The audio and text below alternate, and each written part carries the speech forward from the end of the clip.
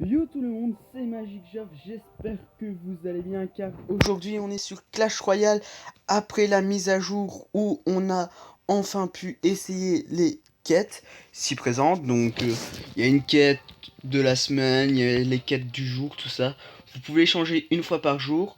Alors comment ça se présente? Vous avez une histoire de 4 quêtes, donc une de la semaine, 3 du jour. Celle du jour, donc vous pouvez en constater qu'il y a une quête où c'est chaque jour vous devez récupérer votre récompense. Donc là, j'ai déjà récupéré les 3 récompenses, 120 pièces d'or, 5 cartes rares et 12 communes. Dans 10 heures, ça sera 120 pièces d'or. Et demain, enfin après-demain, ça sera une carte épique. Après ça, j'aurai en plus 5 petites médailles, plus 5 petites médailles l'autre jour. Donc ça me fera monter à 40 médailles. Mais aujourd'hui, j'aurai mes 40 médailles touchdown. Donc je pourrai débloquer le coffre en or. Donc, ce qu'on va faire aujourd'hui, je vais vous présenter le touchdown, donc celui quotidien. Donc c'est un événement gratuit. On peut considérer cela comme les coffres gratuits journaliers car bon, vous savez que les coffres gratuits, on les a plus. Mais maintenant, vous avez les touchdowns quotidiens et là-dedans, vous pouvez gagner 5 gemmes, un coffre en or. Donc là, moi, c'est d'arène 11 maintenant. Ça varie en fonction de votre arène et 300 pièces d'or.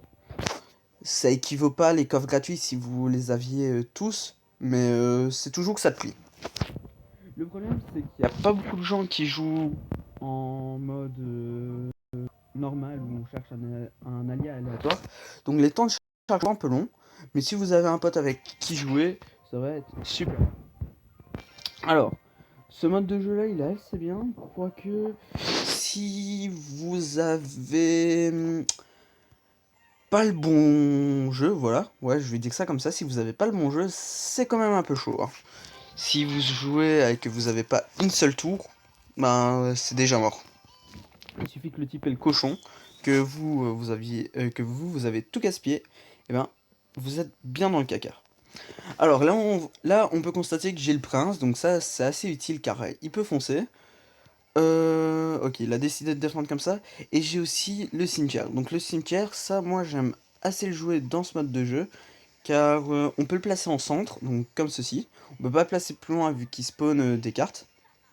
Mais par contre, c'est super bien car, en gros, ça spawn sur une distance assez large. Et c'est ça qui est bien. Donc je vais vous le lâcher là. Il va spawner plein de petits squelettes et il va tirer tout le monde aux alentours. Et il y en a peut-être un ou deux qui va réussir à passer. Maintenant, surtout que c'est fini. Et là, vous allez voir, à gauche, c'est pris. À moins qu'ils défendent. Ouais, voilà. À gauche, c'est pris. Donc voilà pourquoi le cimetière, je trouve que c'est une carte assez... pas cheatée, car il n'y a aucune carte qui est vraiment cheatée à part le golem, tout ça. Mais ça, c'est au niveau du tirage. Ok, le type, il a rien pour défendre, ça c'est un peu nul. Nous, on va défendre ça en plus en rajoutant le bourreau. Ouais, par contre, ça, c'est un peu un problème, et pas un petit.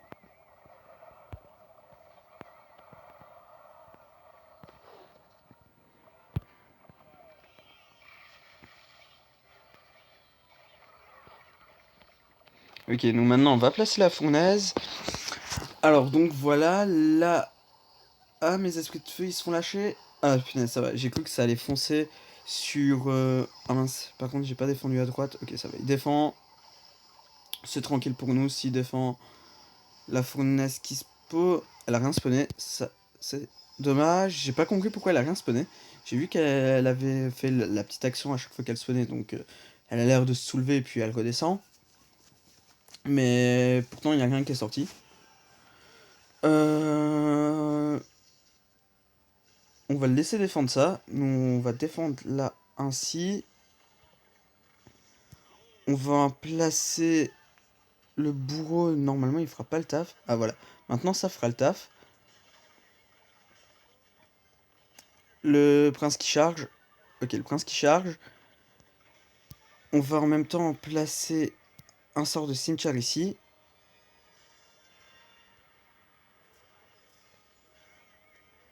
Voilà, le cimetière, normalement, ça devrait déjà faire pas mal de dégâts. Et maintenant, Ah non, ça me tentait. Ça par contre, j'ai pas vu aller à droite. Et ça, c'est vraiment dommage. Ah punaise, il nous restait 8 secondes à tenir. On avait gagné la partie. Mais bon, on s'en fout un peu vu que j'ai oublié de vous le dire. Mais l'important c'est d'arriver à 10 couronnes. Donc on s'en fout si on perd ou si on gagne. Là, mon Sinchal qui passera pas. Par contre, mon prince. Ok, ils ont fait une bûche.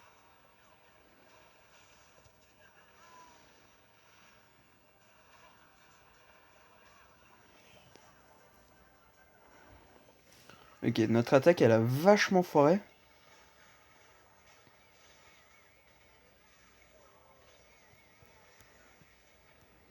Il va défendre.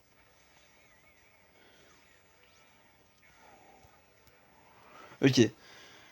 Faut qu'on arrive à prendre cette tour. Enfin, pas la tour, ouais, non.